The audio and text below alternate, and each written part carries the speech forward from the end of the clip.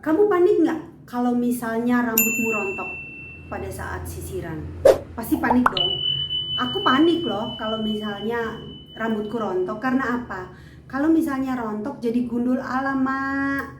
Duit lagi harus ke dokter kulit, cangkok folikel rambut biar cantik lagi, ya kan? Berarti ngabisin duit. Coba kalau misalnya gigimu berdarah, gusinya berdarah saat sikatan, kamu panik nggak? Enggak. Ya kan? Kalau gusimu berdarah, itu sebenarnya nggak ada bedanya dengan rambut kamu rontok. Seharusnya kamu sama paniknya. Kalau gusi berdarah, kamu harusnya langsung panik. Oh, sama dong paniknya. Karena apa?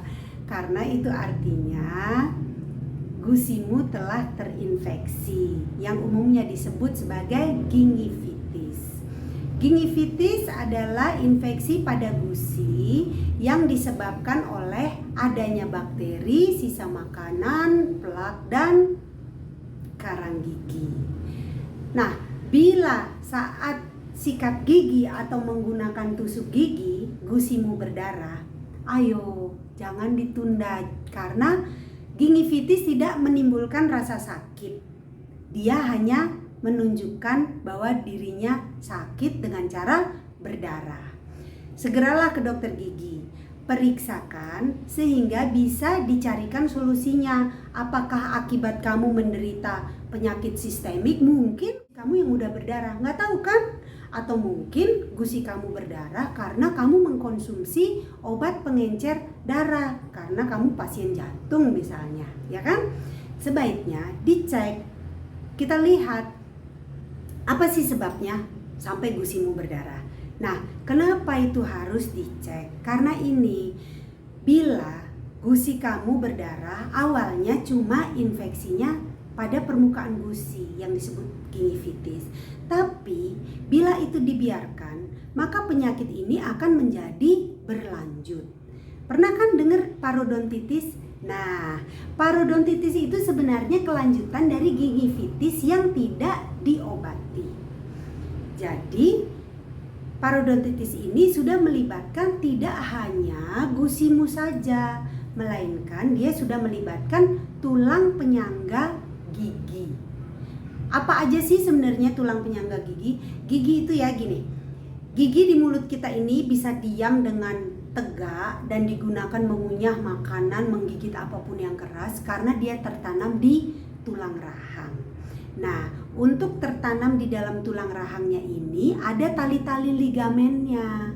Tali-tali ligamen yang mengikat dia di tulang rahang. Nah, di atas tulang rahang inilah ada gusi yang menutup tulang tadi, biar tidak terpapar dari dunia luar. Nah, pertemuan antara gusi dengan gigi ini ada yang namanya kantong gigi yang disebut pocket. Kantong gigi ini bila bersih dan sehat, tidak ada sisa makanan, tidak ada plak, maka dia menempel pada dinding akar gigi. Dan kantongnya itu kecil, sebenarnya kecil, cuma 2 sampai 4 mili lah. Nah, bila kantong tadi bersih, aman. Tapi bila kantong tadi sudah terinfeksi oleh plak dan bakteri yang menyebabkan gingivitis tadi, maka bakteri yang sembunyi di kantong tadi gampang dia berkembang biak. Karena saat kita bersihin, sikat kita nggak nyampe ke dalam kantong itu. Apalagi kalau sikat giginya buru-buru. Kalau sikat gigi buru-buru, ya kantong-kantong tadi itu nggak bakal bersih. Akhirnya bakterinya itu tumbuh ke dalam, lebih ke dalam lagi, dan menyebabkan tulang rahang yang terhubung dengan akar dengan ligamen tadi itu hilang, copot dia. Tulang rahangnya akhirnya jadi memendek, mengkerut. Gusi pun juga begitu, akhirnya ikut turun.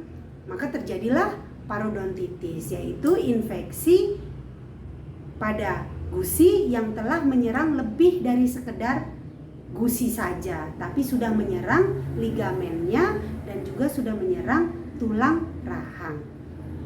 Itu sebabnya jangan biarkan gusi kita berdarah atau cedera. Lain halnya kalau kamu makan tulang ayam, tuh sering tuh aku lihat orang suka ngerikitin tulang ayam, akhirnya yang tajam-tajam itu nusuk gusi lalu berdarah. Itu lain, itu bukan gingivitis, itu namanya sembrono. Makan aja sembrono. Oke?